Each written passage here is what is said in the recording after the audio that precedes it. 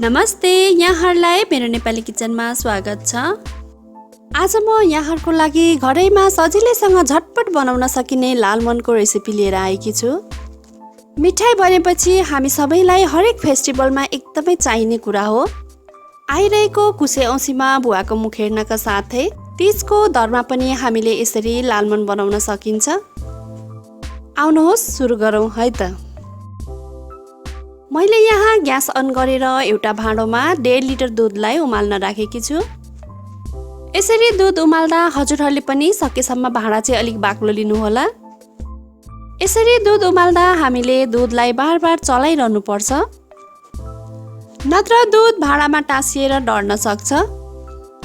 ग्यासको फ्लेम चाहिँ हामीले मिडियम लोमा राख्नुपर्छ।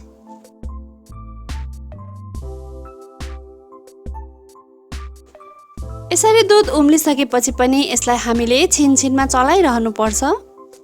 हामीले दुधलाई यसरी उमाल्दै घटाएर बाक्लो बनाउनु पर्ने हुन्छ। हेर्न सक्नुहुन्छ दुध घटेर आधा भन्दा कम भइसकेको छ र यो बाक्लो पनि हुँदै गएको छ। यसलाई हामीले भाँडामा टाँसिन चाहिँ दिनु हुँदैन, त्यसै कारणले यसलाई चलाइरहनु पर्ने हुन्छ। अब चाहिँ दुध घटेर बाक्लो भइसकेको छ। यतिको भएपछि चाहिँ म यसमा अब 2 चम्चा घिउ पनि राख्दैछु। यो चाहिँ मैले सुजीलाई मिक्सीमा पिसेर मसिनो पाउडर बनाएको छु। सुजी चाहिँ मैले 1 कचौरा भन्दा अलिक कम लिएको छु। अब यो सुजीलाई यो दुधमा अलिअलि गर्दै राख्नुपर्छ। फेरि मैले यसमा अलिकति सुजी राखेँ र यसलाई पनि राम्रोसँग चलाउनु पर्छ। यसलाई हामीले डल्लो नपर्ने गरी राम्रोसँग चलाउनु पर्छ।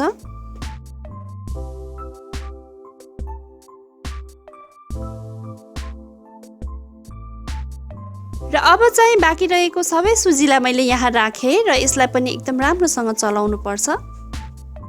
अब सुजी चलाएर राम्रोसँग दुधमा मिक्स भएपछि म ग्यासको फ्लेम अफ गर्दैछु। यो चाहिँ खुवा जस्तै बनेको छ। यो चाहिँ गिलो नै राख्नुपर्छ। यसलाई धेरै साह्रो बनाउनु हुँदैन, पछि सेलाएपछि यो अझै सानो बन्न जान्छ।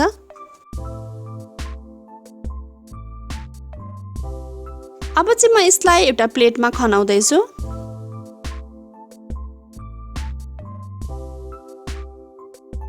अब म यसलाई सेलाउनका लागि केही बेर यसरी फिजाएर राख्दैछु। अब यसलाई केही बेर साइडमा राखेर हामी चास्नी बनाउनतिर लागौँ। अब चाहिँ म ग्यास अन गरेर एउटा भाँडा बसालेर ठुलो कचौराको आधा जति चिनी यसमा राख्दैछु।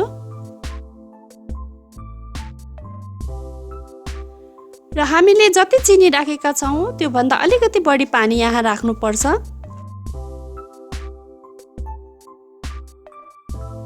र यसलाई बेला बेला चलाउँदै हामीले उमाल्नु पर्छ।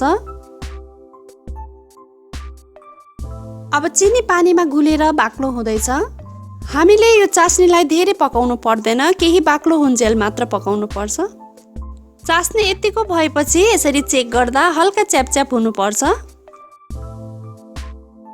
अब चाहिँ म यसमा अलिकति सुकुमेलको धुलो पनि राख्दैछु र म यसमा थोरै मात्रामा रेड फुड कलर पनि राख्दैछु। यसले चाहिँ चास्नीमा कलर ल्याउँछ र यो अप्सनल पनि हो, हजुरहरूसँग छैन भने नराख्नु भए पनि हुन्छ।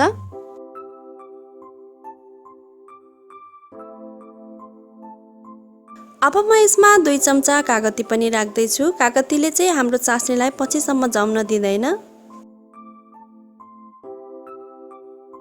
अब चाहिँ हाम्रो यो चास्नी पाकिसकेको छ, यसलाई म अफ गर्दैछु। अब यो डो हल्का सेलाइसकेको छ, म यसमा अलिकति सुकुमेलको धुलो राख्दैछु। यसरी नै 2 चम्चा मैदा पनि मैले यहाँ राखेँ।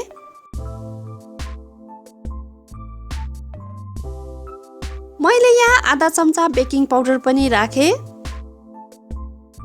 अब यो सबै चिजलाई राम्रोसँग मिक्स गर्नुपर्छ।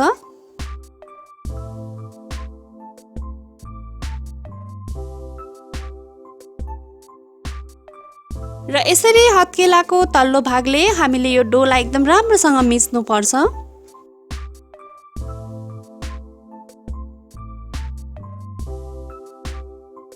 अब यो डो मिचेर एकदम नरम भइसकेको छ। अब म डोबाट अलिअलि लिँदै दुईटा हत्केलाको बीचमा राखेर सानो सानो बल बनाउँदै जान्छु। यसरी सानो सानो बल बन्दा चाहिँ यो चाहिँ एकदमै चिल्लो हुनुपर्छ।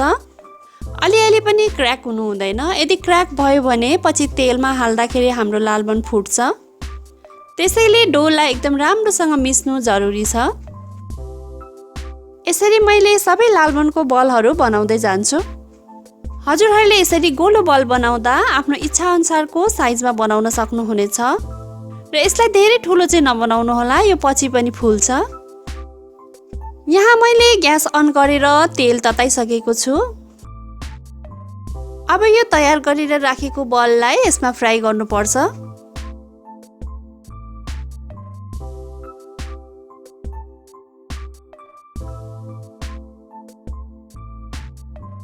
र ध्यान दिनुपर्ने कुरा, हामीले तेल तातिसकेपछि ग्यासको फ्लेम चाहिँ एकदमै लोमा राख्नुपर्छ।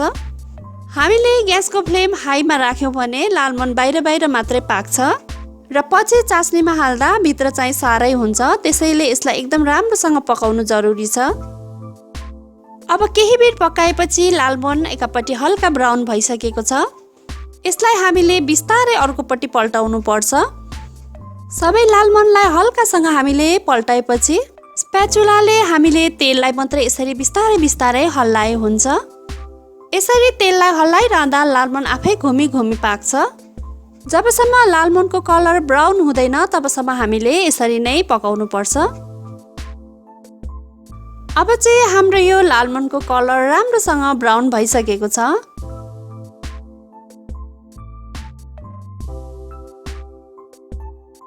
यसलाई म तेलबाट बाहिर निकाल्दैछु। अब सबै लालमनहरूलाई म यो चास्नीमा राख्न गइरहेको छु। चास्नी चाहिँ हल्का तातो नै हुनुपर्छ, सेलाको हुनु हुँदैन। अब लालमनलाई सबैतिरबाट राम्रोसँग चास्नीमा डुबाउनु पर्छ।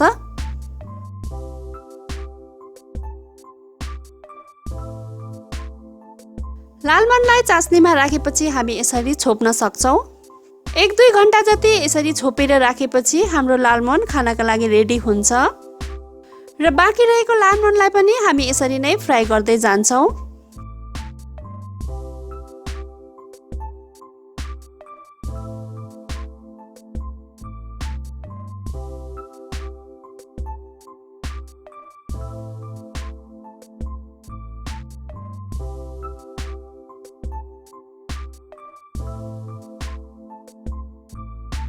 अब म यो अघि बनाएको लालमनलाई एउटा बोलमा सिफ्ट गर्दैछु।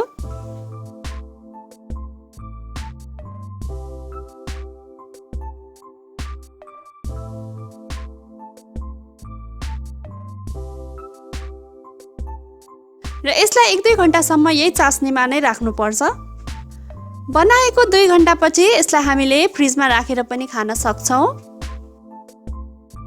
यो चाहिँ बन्ने बित्तिकै भन्दा पनि 2-4 घण्टा पछाडि यसको एकदमै स्वाद मिठो हुन्छ। हेर्न सक्नुहुन्छ हाम्रो लालमन एकदमै पर्फेक्ट बनेको छ। यसलाई म अब अझै 2-4 घण्टा यतिकै छोडिदिन्छु। बनाएको 4 घण्टापछि हेर्न सक्नुहुन्छ हाम्रो लालमन मजाले फुलेर यस्तो भएको छ र अब चाहिँ यसलाई मजाले खान सकिन्छ। यो एकदमै मिठो रसिलो बनेको छ।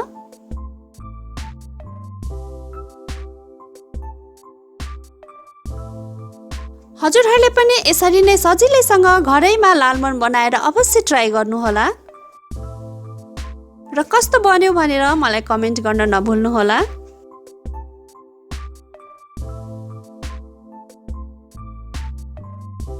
यहाँहरूलाई मेरो भिडियो कस्तो लाग्यो, मन पर्यो भने लाइक र शेयर पनि अवश्य गरिदिनु होला र यदि सब्स्क्राइब गर्नुभएको छैन भने कृपया सब्स्क्राइब गरेपछि छेउमा रहेको बेल आइकनलाई अवश्य क्लिक गरिदिनु होला ताकि मेरो नयाँ नयाँ भिडियोहरूको नोटिफिकेसन यहाँहरू माझ सजिलै आओस्। हवस् त, यहाँहरूको दिन सुखमय बितोस्। धन्यवाद।